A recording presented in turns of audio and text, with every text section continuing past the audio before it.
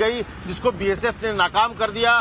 BSF ने वहां से गोलीबारी की। इसके बाद जो घुसपैठिए आने की कोशिश कर रहे थे सीमा के इस पार, उनको पीछे हटना पड़ा। तो आप समझ सकते हैं कि हर मोर्चे की तरफ से पाकिस्तान जो सिविलियंस को भी टारगेट कर रहे हैं, घुसपैठियों को भी भेज रहे हैं, ताकि आतंकी जो हमले को और अंजाम दिया जाए भारत के भीतर में। तो एक तरह से लगातार हर तरह की जो कोशिश पाकिस्तान और पाकिस्तान की सेना की तरफ से जो की जा रही है, उसको बीएसएफ और हमारे सेना के जवान नाकाम कर रहे हैं। और अभी इस वक्त प्रधानमंत्री जो घर है, आवास है, उसके बाहर ही खड़ा हूं। थोड़ी देर में हो सकता है कि कुछ यहां पर भी मूवमेंट हो। हालांकि प्रधानमंत्री लगातार मॉनिटर कर रहे हैं, घर से ही वो तमाम एनएसए। मैं आपको एक जानकारी दे दूं, बगलिहार बांध का एक गेट, मतलब यह देखिए, चिनाब नदी के पानी को खुला छोड़ दिया है हिंदुस्तान ने।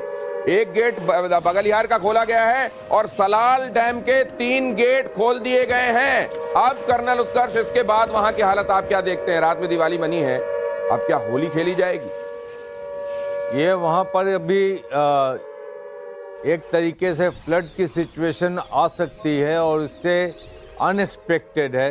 और इस वक्त उनको पानी की जरूरत भी है वैसे, बाय द वे, क्योंकि अभी वो धान लगाने वाले हैं और उसने धान लगाने के लिए मना किया गया है। आप जो ये कह रहे हैं ना कर्नल उत्कर्ष, हिंदुस्तान में एक कहावत है, एक तो होता है धान लगाना होता है, दूसरा होता है धान बो देना।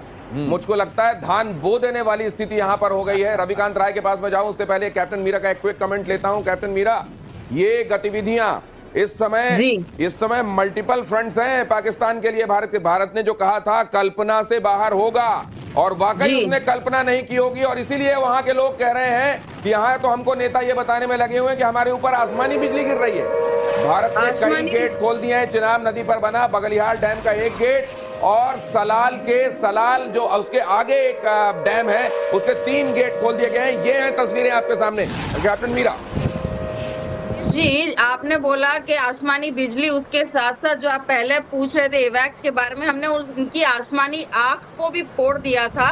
उनका जो एवैक्स है वो हमने उसको जब तोड़ा, वो पंजाब में जाके गिरा।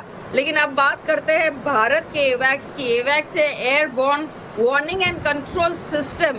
हमारे देश को ये गर्व होना चाहिए कि हमारे पास हमारा आत्मनिर्भर भारत नेत्र है।